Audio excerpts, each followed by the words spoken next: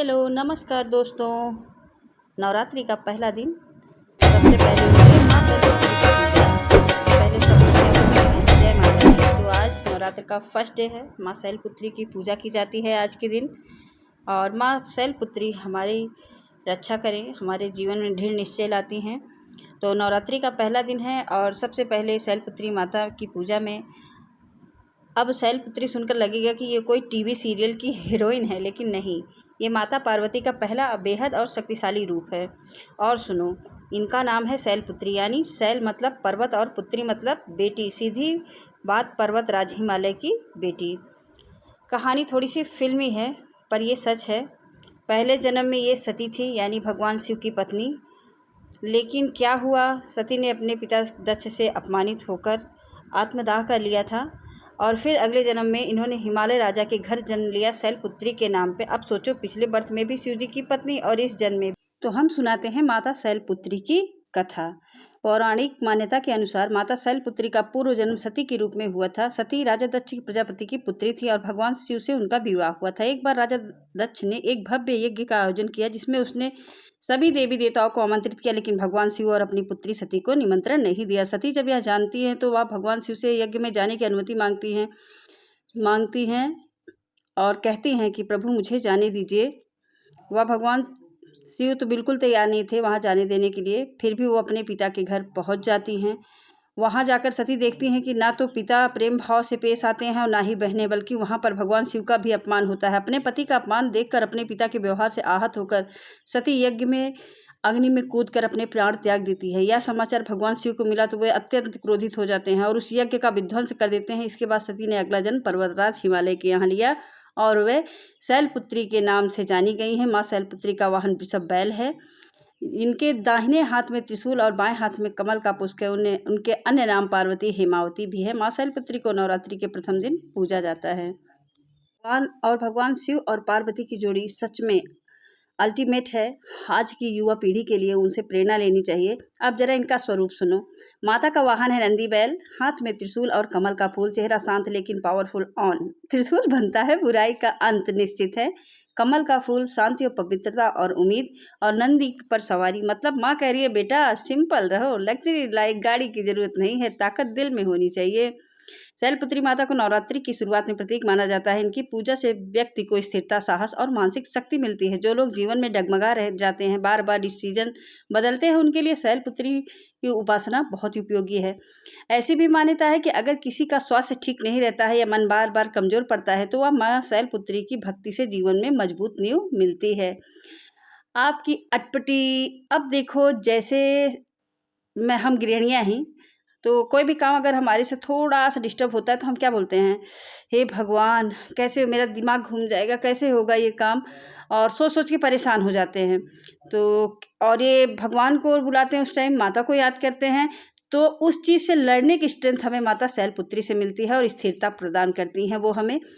अब पूजा विधि की बात करें, सुबह स्नान करके साफ कपड़े पहनकर घर में कलश स्थापित करना चाहिए।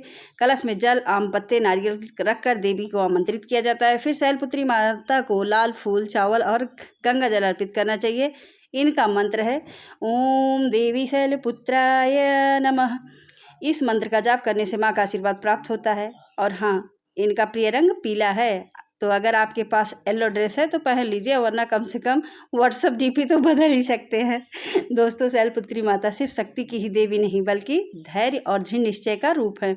ये हमें सिखाती हैं कि चाहे कितनी भी कठिनाइयाँ हों, इंसान को पहाड़ की तरह अडिग रहना चाहिए। जैसे पर्वत आंधियों और तूफानों में भी नहीं हिलता है, वैसे ही हमें भी अपने जीवन में डटे रहना चाहिए। आज के समय में जब हर किसी को जल्दी गुस्सा आता है, पेशेंस कम है, तब हम माँ शैलपुत्री की पूजा हमें भीतर से संतुलित करती है। तो दोस्तों, ये थी हमारी माँ शैलपुत्री की कहानी। थोड़ा मजाक, थोड़ा ज्ञान, थोड़ा श्रद्धा भी जगाई। याद रखो, नवरात्रि के पहले दिन माँ शैलपुत्री की पूजा करना यानी फाउंडेशन स्ट्रांग करना, क्योंकि अगर शुरुआत स्ट्रांग है तो अगले 8 दिन भी और अच्छे जाएंगे। तो चलिए सब मिलकर कहें जय माँ शैलपुत्री, जय माता दी।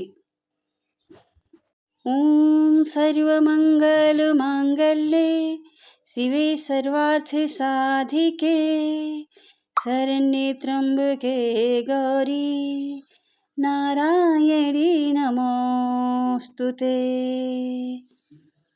नमो नमो अम्बे सुख करनी, नमो नमो दुर्गे दुख हरनी, निरंकार है ज्योति तुम्हारी, तिहु लोक फैली उजियारी। तो माता के आप चालीसा कर सकते हो, माता की भक्ति में खुद को रमा सकते हो। 9 दिन पूरे भक्ति भाव से माता की पूजा करिए, आराधना करिए, अपने दृढ़ निश्चय को मजबूत बनाइए। ये सारे रूप माता के हैं और माता बहुत ही कल्याणकारिणी है। वो हम सब के लिए सच की एक ऐसी मतलब बोलते हैं ना निर्मल धारा है, प्रेम की ऐसी धारा है कि जो थोड़ी सी भक्ति से ही पिघल जाएंगी और आपके सारे दुखों को हर लेंगी माँ शैलपुत्री माता। तो आप इस नवरात्रि ये प्रण लें कि आप किसी का बुरा नहीं सोचेंगे, किसी के बारे में बुरा नहीं कहोगे, अपने अंदर दृढ़ निश्चय लाओगे, मुसीबतों से घबराओगे नहीं। और हाँ, अगर आपको कुछ दिक्कतें आ भी जाती हैं तो प्रभु पर भरोसा रखो, अपनी माता पर भरोसा रखो। वो सदैव आपको ऊंचाई की ओर ले जाएंगी और इस जीवन की कठिनाइयों से लड़ने की क्षमता देंगी। और मुझे लगता है कि अगर किसी माता जैसे हैं हमारी, तो ये हमारी महिलाएं भी, जो औरतें हैं, हम लोग गृहिणियां हैं, हम भी किसी 9 देवियों के रूप में से ही हुआ है। हमारे भी अंदर माता ने वो सारे गुण दिए हैं जो माता के अंदर में है, बस पहचानने की देरी है। क्योंकि माता ने बोला है हर नारी में शक्ति है। तो फिर हमें डरना नहीं है, हमें अपने कर्तव्य की ओर आगे बढ़ना है और दूसरों को कभी नीचा नहीं दिखाना है।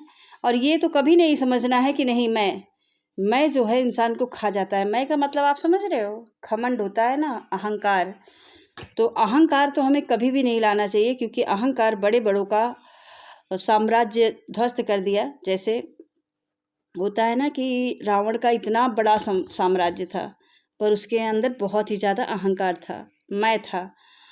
पर वो मैं जो है, एक दिन ऐसा हुआ ना, हमारे यहाँ पुरानी कहावत है कि जिसके 100 लाख, पता नहीं ऐसा कुछ कहावत है, सवा नाती वो अगर रावण की कोई दिया न बाती। मतलब इतने परिवार होते हुए रावण के एक दिन ऐसा हो जाता है कि उसके घर में कोई दीपक जलाने वाला भी नहीं रहता है। तो इसलिए हमें घमंड नहीं करना चाहिए और हमें क्या करना चाहिए, अपने सच्चे मार्ग पर चलकर माता की भक्ति और अपने धर्म का पालन करना चाहिए। किसी का बुरा ना करो, किसी को बुरा मत कहो, शांति से रहो, प्रेम पूर्वक रहो।